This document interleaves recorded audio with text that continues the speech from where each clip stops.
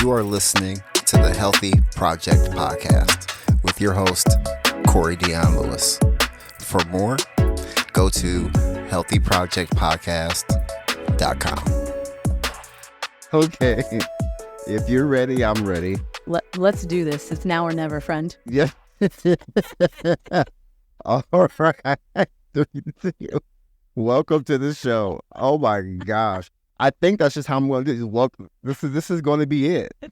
This is so funny. Everybody, thank you for being here on the Healthy Project Podcast. I'm your host, Corey Dion Lewis. I have a great person with me today. Man, this is, if y'all would have seen what you heard, that's so awesome. Health and wellness expert, small business owner, advocate for women's health, all of the things. She goes by Meddy. I'm not going to try to pronounce your first name so you can do everything. But Meddy, thank you so much for being here. I really appreciate it. Thank you so much. Thank you for the very warm welcome. That is very kind of you. Yeah, no problem. I don't know if I'm like an expert, but I definitely am a continued learner and student. That's good. You know more than me. Yeah. This is good. Yes, I'll be watching your Instagram posts and be like, man, if I was a woman, I would really get a benefit from this. But here's the thing: you as a man can benefit from this, right? So I would argue with that you as a man can benefit from this because you are married, correct? I am. Yes. Yeah, and your partner is a woman, right? Correct. Okay, and she's had children. Yes. Correct. And she is vintaging. I don't like vintaging. Oh, I like that. I like to say that my ladies are vintaging. I'm vintaging. Vintaging. Fine. So you can have that out there. Yeah. But yeah, and I think that there's something to be said and that you can learn from the information that I'm sharing to help your partner along. Yeah. No, that's good. No, vintaging. But you're also bringing that knowledge to this year's My City, My Health Des Moines conference. Very exciting. And the reason why I think that's so important is because, for those that are just listening, you're a Latino business owner, and that's the community that you represent. So that's super important to me for the population that we're trying to serve. And you're one of the first, I think, or the only Latino owner of a health and wellness company at one point.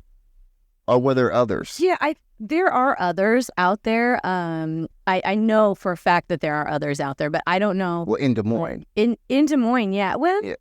I don't know. That's debatable. I know that there are other small business, female, Latino, small business owners that are in fitness out there, and some of them are younger than me, and they're just really getting their start. Right. So yeah, I don't know. I don't know if I can say if I'm the first, right? But I'm one of the few. You're one of the few. You're one of the few. One of the few, right? So, but there is an army building for sure. That's cool. Well, how does that feel to be kind of one of the, the few to represent? Because I feel like for those, when you're like the first or the few, it almost feels like everything's on your back for that whole community. How does that feel? How do you take that? That's a really great question. I really take it to heart. I take it as an honor, but I take it with, it's really, really important to be one of the representatives of a space that, in the fitness industry, there are not a lot, at least I have not seen a lot of, Latinas or people of color in the fitness industry in that space. Mm-hmm. And we're starting to see more of it now. I know that I curate a lot of my social media so that I do see more of that, which I get very excited about. But I believe it's a really incredible responsibility that I'm taking on for my community, because I want them to understand and to see that there is opportunity out there, and that fitness and wellness is accessible to everybody. It can be accessible to everybody. I know for a period of time, you know, fitness is almost kind of considered like a luxury. It's only for those that can really afford it. And I completely disagree with that. I mean, my culture is a people of hardworking individuals who are very, very active.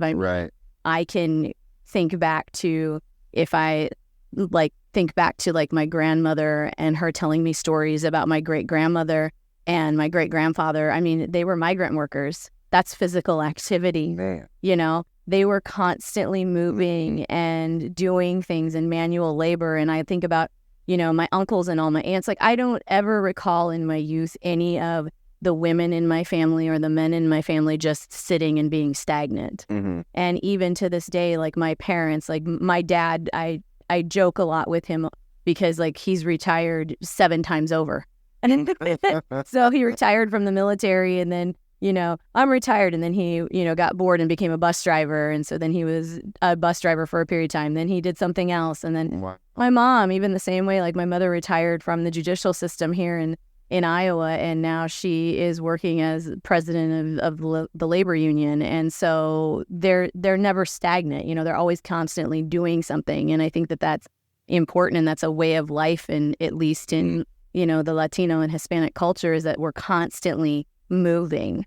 And so fitness is just a small piece and an aspect that can be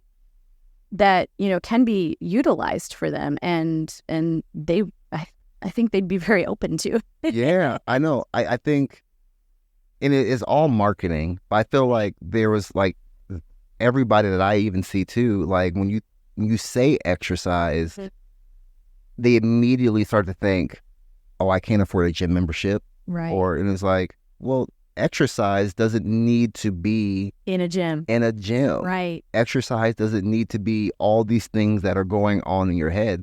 They're great tools. Yeah. That's what I like to see going to the gym is a tool. But I think, especially with people that I serve at Broad Lawns, or even in my community, even my own parents, and it's you should exercise more. I can't afford the gym. Yeah. You can do you can go for a walk. Yeah. I think that is a really good point, is that people have this kind of misconception that in order to exercise or to be fit, you have to be in a specific location. It's very similar to people who worship, right? So when you have your faith, you know, a lot of people think that the only way that you can worship is to be in a place of worship. And I disagree with that. I believe that you can have your faith and worship wherever you sit. Right. You know, whether that's in the privacy of your home, your backyard, on a bus. Yeah. And it's the same thing with fitness. You can, you know, exercise or move anywhere, you know, in any place and time. I joke with a lot of my clients that there's a movement that I utilize a lot called the burpee. And it's you don't have a faith. You're the devil. But it's funny because most everybody knows, if anybody out there, they know that the burpee might not be your favorite movement. I happen to love it. I'm also very short, you know. I'm 4'11". It's an easier movement for you. It's an easier movement for me. I'm compact.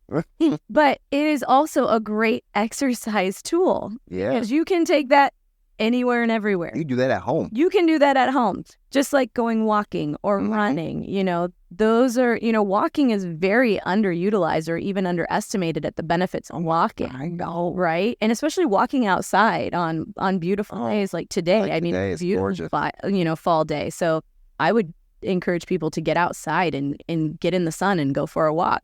So I think that there's just that misconception of, you know, well, you have to be in a particular space and do things at a particular time in order to exercise. Right. Not the case at all. COVID taught us that too. I mean, absolutely. I saw so many people buying gym equipment, getting bikes and investing. And it was interesting because it was almost very eye-opening. And people started to realize almost how vulnerable we really were to, and really are, I should say, to a virus, which caused obviously a pandemic and a worldwide shutdown. And for a moment there, our health and Yeah. our fitness for a very tiny moment was prioritized. Yes. And it was, and people who probably have never thought about exercise ever Yeah. were like, yo, I'm, I gotta do something. I gotta do something. I gotta do something. What started your journey into health and wellness? Oh man. So I was never really serious about fitness until I got into my 20s. So, I mean, I'm in high school, I played sports. I did soccer and volleyball, and that was the thing to do. For a short stint, I had a very short stint of doing cross country. Very short stint. And yeah, it wasn't until my 20s I actually my first kind of encounter with any type of physical activity since high school was running. And I had a very good friend of mine that we worked in the service industry together, and he was an avid runner. And so he turned me on to it, and we kind of started this small group within our service industry mates. And, we all started running together, and we did these road races, and we did 5Ks, and then I did a half marathon in Arizona as a goal shortly after I had my son. Oh, wow. And yeah, and we flew to Arizona, and I did this 5K, and it was great. And that was my first real introduction to finding something in fitness that I enjoyed. I would have never thought in a million years I would have enjoyed running, of all things. Right. But then doing the act of it was incredibly freeing, and it just really allowed me to kind of let my thoughts ebb and flow, and think about my breathing and being outside and in the elements even at times.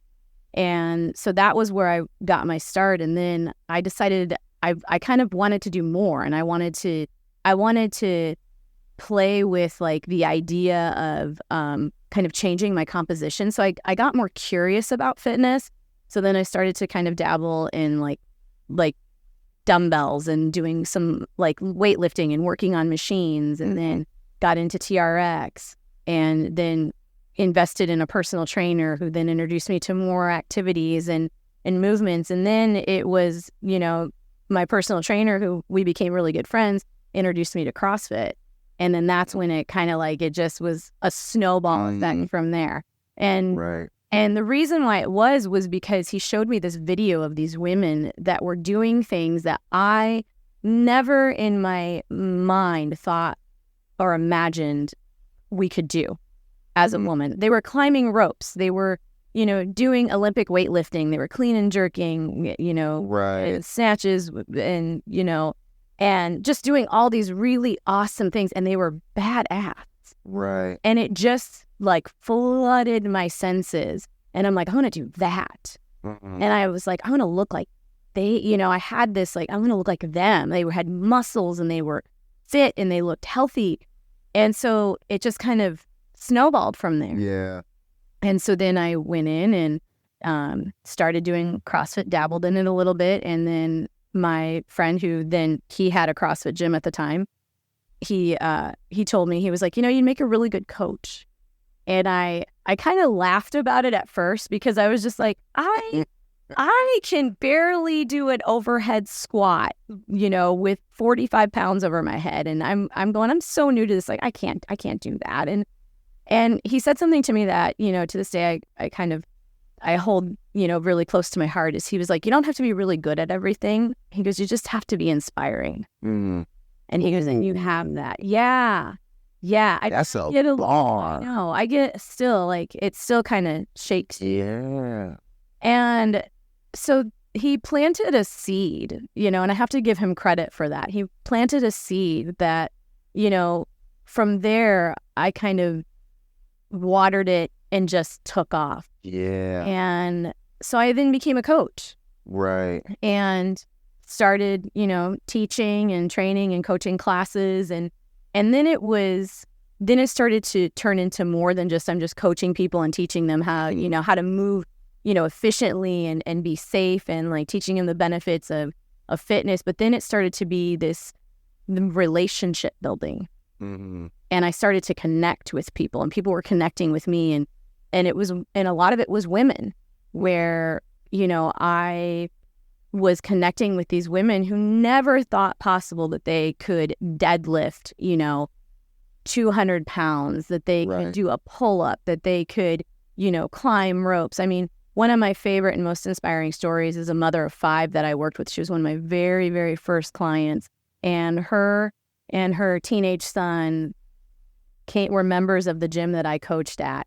And to see that bond between them grow in fitness was absolutely incredible. Wow.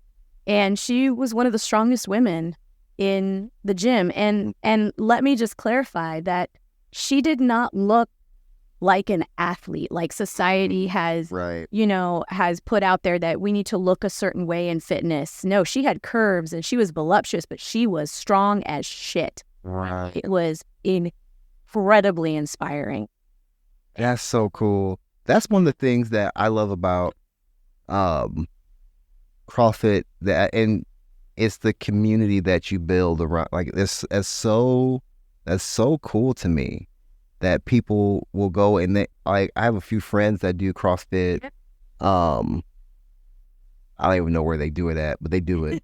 But they're always posting pictures about activities that not even in the gym, they're doing out together with the members that they rock with. I think that's just so. I think that's so fun. It is. It's really cool. It's something that I've never really experienced before. Like, I think about it and I go, where is it that you can go someplace and you can have people of entirely different backgrounds, beliefs, genders come together and unite through suffering. Right. In a through physical. I mean, the truth is, like, we have this motto where we say we suffer together and we die together and we get stronger together. And that's really what happens, is because you're not alone. There's comfort in knowing that when I'm over here doing this workout and you're next to me and you're doing the same workout, and we might be doing it in different ways. The stimulus might be different, but we're both suffering together. Yes. There's power. There's struggle in both our faces. We look at each other and we're like, is it over yet? But there's that unity that, that happens where it's like, man, good job, Yeah. And so there's something to be said about that. I know. Bizarre. That's so cool. So I know you I kind of want to shift a little bit and talk about your passion for women and women's health. Yeah. Like I said prior, that you corrected me that, if I was a woman, I would get a lot of benefit. But now I'm going to get benefit as a man. Right? So just recently, up top of my head, I know you're talking about perimenopause. Yeah. Yeah. And living in that neighborhood. You're living in it. For those listening or even watching, what does that mean, and what can people or women who are going through that right now, what are some tips and tricks? What can they do? Oh man, so perimenopause is like the initial stages of menopause, and research has shown that perimenopause can happen anywhere between our mid 30s to our 40s, late 40s, and so on. It can even happen well into 50s, and that's the thing that I'm finding. When I talk to people about it, they're kind of shocked, because they're shocked that when I talk about perimenopause or menopause, they're telling me, "Oh, you're too young for that." And I even have clients that they've said that they've been told by other, women, "You're too young to be going through perimenopause." And it's like, no, actually, we're right on time. And it's different for everybody, and menopause is different for everyone. I have a very dear friend of mine that, she is in her, she's in her mid 50s, and she has not experienced. Really? Yeah, she has not had any experiences of perimenopause or menopause. Huh. And so it's fascinating. Like, women are not anomaly. I can't think of the word now. Anomalies. There we go. Okay, there you go. We got it. We got it. We're not anomalies, but yet there is so little known about us, physiologically. And a lot of the research and a lot of the studying is still very new. And it's still very young. And it's something that as I've vintaged and gotten older, I've really started to take deep dives into researching it and reading studies about it and you know, trying to find my own way to navigate through this and then share it. And so, yes, I recently found out and was diagnosed that I am going through perimenopause. I had a physical done earlier this year in the summer, and my doctor and we were chatting, and I was telling her like my cycle, and I was tracking everything, and she's just like, oh my gosh, like your cycle is getting closer together. And I'm like, yeah, this is really weird, like every 3 weeks. And she's like, I think you're experiencing perimenopause. And most people believe that, menopause is when a woman's cycle or their period gets further and further apart.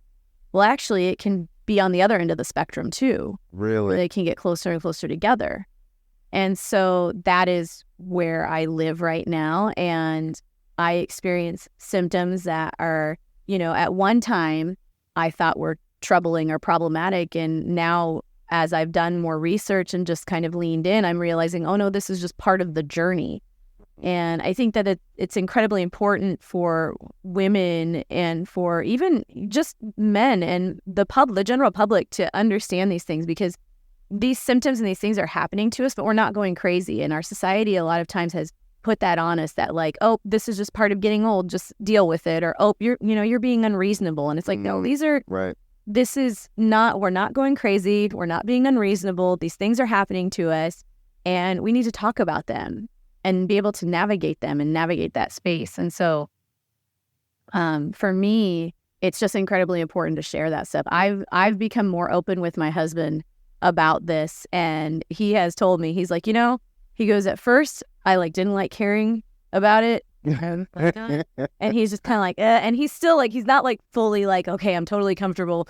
But he has said that he's appreciated me sharing because now he doesn't wonder if it's him. Oh, that's a good point. Yeah. And so there's moments when when I'm going through my cycle that I'm in a bad mood. I'm just moody. And, things kind of will maybe set me off and I just don't feel the best, or I don't feel like my best self. I feel unattractive, and he's trying to maybe cuddle me, and I'm just like, I don't. Yeah, leave me alone. And it's now put his mind at ease that it's not him.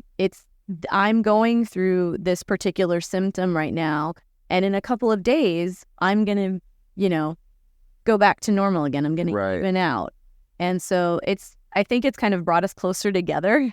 Right. Yeah. Things a little bit easier to talk about and stuff. And so, and so I've appreciated his patience with that and his resisted open-mindedness. But yeah. And so yeah, but oh man, I have all kinds of tips and tricks. Yeah, because the reason why I asked, because you talk about, I just off the top of my head, I remember you shared that your sleep was off, so you woke up early and you're doing stuff. Yeah, but you but so you have insomnia, or you just said there may be days where, hey, I'm not with it today. You say the wrong thing, it might be bad for you, but you still got to work. You still got to get up. You still got to go to, you still got to see your clients. You still got to be a person. Right. Yeah. Right. A human. You still got to be human. With the world. Right. I have days where I don't want to. You have days. Right. So what are those days like, and how do you push through? Oh man, that's a great question. So for example, we'll talk about the insomnia one, because that was actually just recent. That was this week. That was earlier this week, actually. And so for me, and I'm just speaking from my perspective, and again, I just want to, preface and disclose that every woman is different. So every experience is going to be different in their journey. But for me, as of recently, before I get ready to start my period or whatever, I go through several days of PMS symptoms. One of them happens to be insomnia. And so I end up having 2 to 3 days where I just don't sleep well. I have one day where it's pretty aggressive, where I will get up at 10, 11, 1, and I'm up for the next 4 hours or 3 hours. And when this first started happening, I was getting really agitated by it because I have clients in the morning. Like I have my day starts at like 4:40 in the morning, and I see my first client sometimes at 5:15. So I have to be on my game because, you know, that's early in the morning. And they're expecting you to be the coach, motivator, on your point. Right. And so I would get just so aggravated and frustrated, and I'd toss and turn in my bed. And finally I just was like, you know, this isn't working. Like forcing myself to go to sleep is not working. Getting on my phone and doom scrolling is not helpful. Like it's raising my cortisol levels. Like let's not do that. The whole point is to lower the cortisol levels and, you know, and raise your serotonin levels and try, you know, and so I finally was just like, you know what, I'm just going to get up and be productive, but not in the sense of doing things that were incredibly mentally taxing, right? I didn't want to do things that were going to wake me up. Right. So I don't turn on the TV.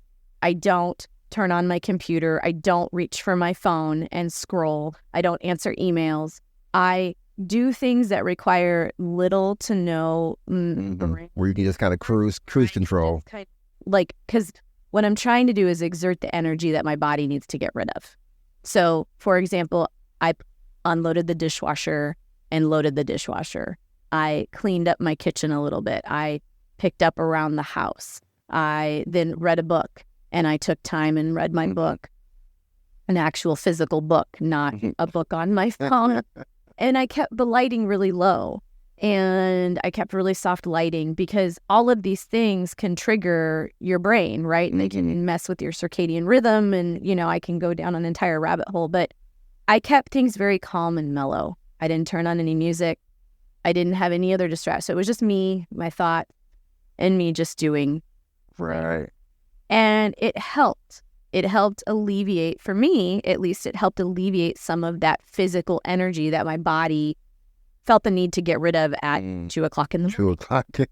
So be it. Yeah. And so yeah. So, I mean, I was up for a good 3 hours and then finally got sleepy enough that I went to sleep for an hour, and then I had to get up and start my day.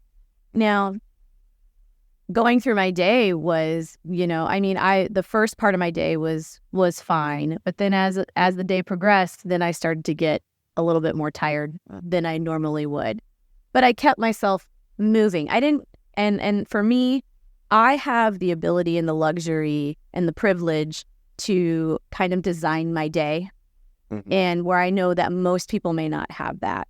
So I kept everything very light for my end, where I happen to not have to see clients so early in the morning. And so for me, that particular day was very dedicated to doing administrative work on my computer. I didn't have to have as much interaction with you know, people day to day.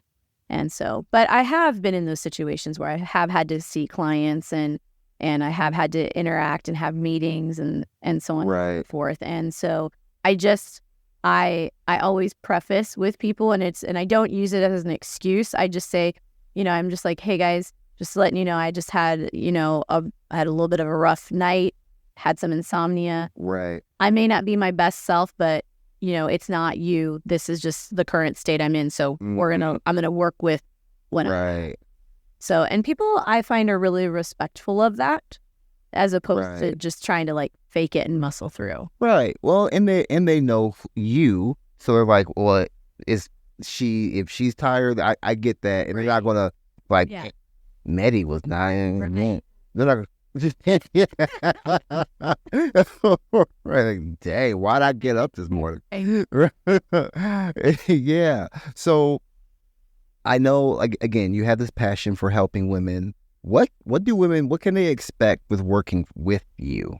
Like, what does that look like? Yeah. So the clients that I work with, it's. And are you online, or are you local? So I do both in person and online. Okay. I do both in person and online coaching. And I would say that my approach has been very just one of compassion.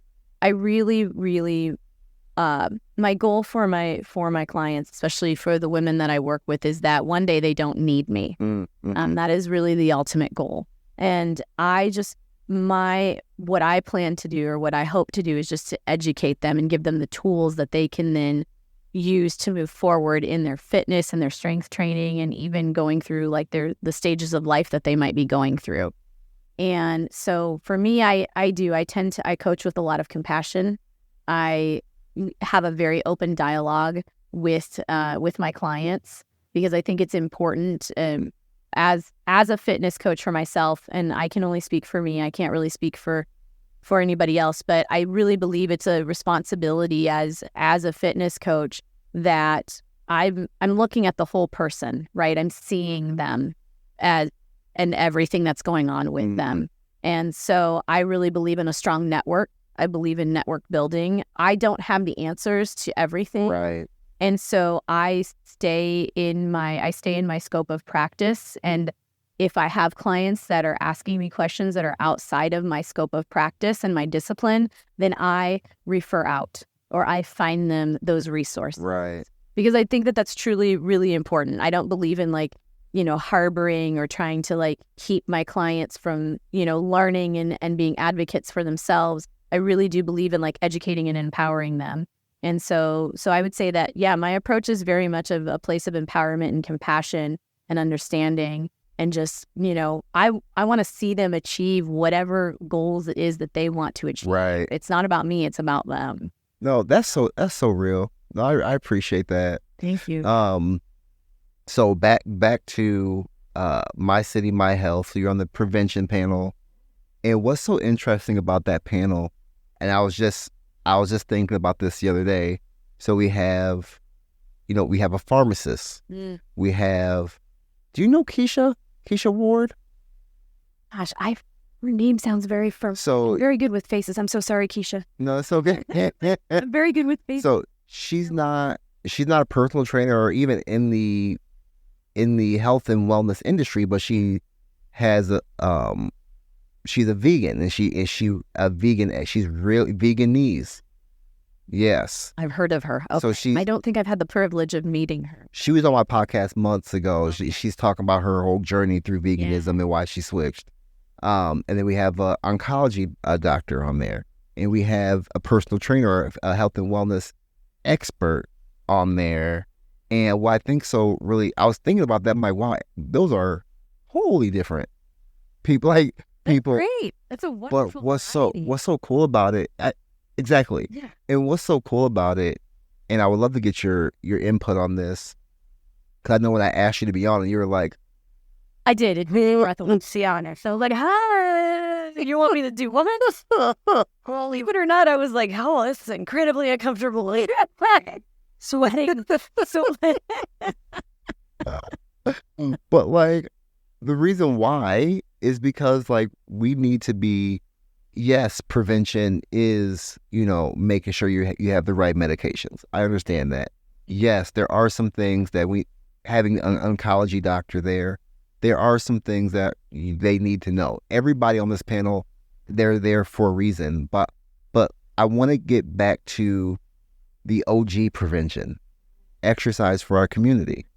Yeah. Right? That's not necessarily talked about a lot. Yeah. And especially in our communities of color. Yeah. And I think you bring a great perspective, not only of being just a great coach in what you do, but you're someone of color, and it's one thing for somebody to be like, exercise is good. Right. It's another thing when that person looks like you. Yeah. Yeah. Yeah. So no pressure. But no. Got this in the bag. Yeah. Yes. But and I know when we spoke a couple months ago. Oh yeah.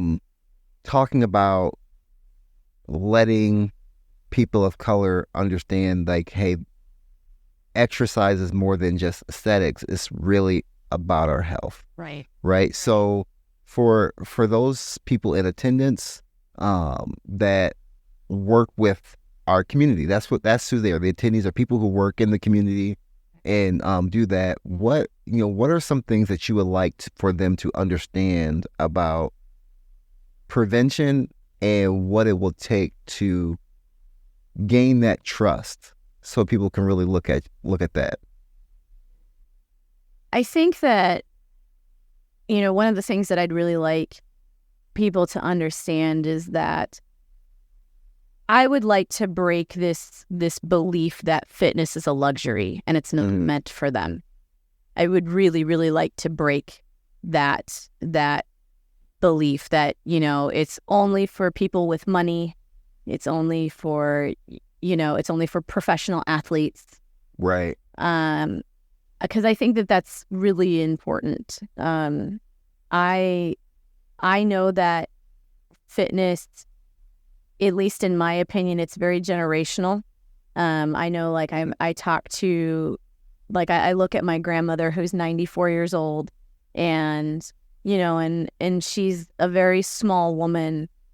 And I think about how her mind is so still very in tune with everything, but I watch, like, her body is not where her mind is in the capacity of, like, strength, right, so to speak. And I really, really want people to understand that you can, like, how important it is just to build strength. And I'm not talking like you don't need to go to the gym and, like, lift hundreds of pounds. It doesn't always have to be with a barbell or with a dumbbell. I mean, it can be through the simplest things of, like, carrying your groceries. Yeah. Carrying milk jugs, walking up and down the stairs, carrying a backpack. We look at our kids and, how they're carrying their backpacks with them, and sometimes they have loads of books in the back, going for a walk, like we said. And I really, really want one of the takeaways to be that fitness can really be created in any space. We don't need to have specific equipment for it. We can find odd objects to do that. When, we have to have strength in our everyday life. Our body needs to have some sort of muscle activity to support us in general, to hold our heads up, to, walk down the street, to carry our children. Yeah. To carry our grandchildren. I know that, like, for a couple of my clients, they're like, I want to be able to play with my grandkids. I want to be able to get up and down the stairs. I want to be able to wipe my own butt. Yeah, real. That's real. That's a real thing, right? And so that is a big takeaway that I hope that people will understand. And I hope that maybe we can invoke some sort of change where we can start to really make fitness more readily available to the community. That's something that I don't know how. Like, I don't know how that can go about. But it needs to be done. But it needs to be done. We need to make it very accessible, because these gym memberships, like, while they're great and, not everybody can afford them, and we can argue till the day is long of, like, people can cut X, Y, Z out to afford, right, a particular membership. And while that might be the case, that doesn't necessarily mean that's what they want to do, right? And if I'm being brutally honest, nobody ever really enjoys working out. Yeah. Like, I've never had anybody in my entire life say, I really enjoy exercising. They do it because there's a benefit to it, an unseen benefit at times, and a seen benefit. So understanding that, but then also getting people to understand that your health and your fitness is an investment as opposed to a quick fix. And we are in our society is such an instant gratification society that it's very hard for us to wrap our minds around a concept that is going to take us possibly months to years to see or experience positive change, right? Yeah. And so that's something that I think needs to be very much talked about, right? Is that you didn't put on 20 pounds or 30 pounds in a week. That happened over time, right? Time. If that is the goal of someone to lose weight, then that is important to acknowledge and to say that there were things that took effect that built this up over time. So there are action steps that need to happen to take, to remove that, right? To get back to a, whatever the goal is. Same thing with like strength. We're not just immediately strong, the day we're born. We don't deadlift 500 pounds on day one, right? Right. We take the action steps to build with the building blocks to learn how to do that and then gain that strength. So I think that those are just kind of a couple of takeaways, is that, health and fitness isn't an instant gratification. Right. It's not an instant fix, right? It's a journey. And it's a journey that's worth taking, which I think that people don't necessarily, think about too. But at the same time, health and fitness is a basic human right. It's not a privilege. It's not, it should not be for just the privileged. It is a basic human right. As human beings, we should be able to have that, to be able to just live our lives in, healthy and with strength, but also safely. That part. Yeah. That part. Yes. Thank you so much for being here today. Thank you so much. I'm glad that we did this. For those, sorry, I'm picturing what happened before we started. It's just funny to me.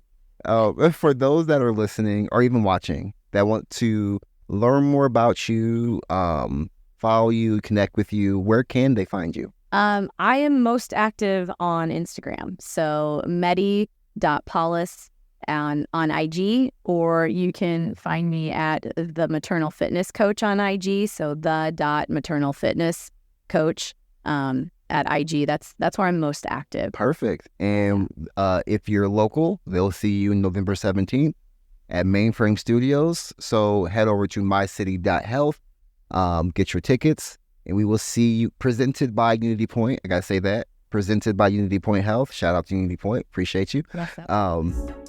Everyone, thank you for listening to the Healthy Project podcast. I'll holler at you next time. Thank you.